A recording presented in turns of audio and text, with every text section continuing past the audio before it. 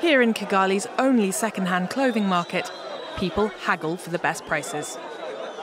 But business is suffering. 4 clothes markets shut last year as the government bids to phase out used clothing imports. They say that the market for locally produced clothes has been stunted by cheap imports and they want to stimulate local production.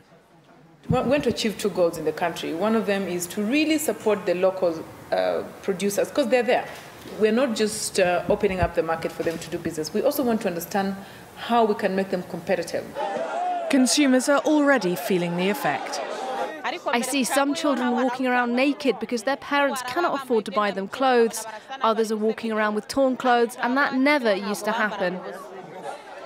Rwanda slapped its import tariffs on clothes in 2016, raising them from a few cents per kilogram to over €2. This duty increase breaks America's trade legislation for African growth. Rwanda currently enjoys duty-free treatment on clothing exports. This will end if they continue with their tariffs after the US used clothing industry complained. It could cut off Kigali's preferential relationship to the world's largest consumer market. The textile sector currently supports around 7 million East Africans. This threat has already forced other East African nations to roll back on similar policies. But Rwanda is committed to growing its local industry and has made no moves to lift the tax since the ultimatum was issued.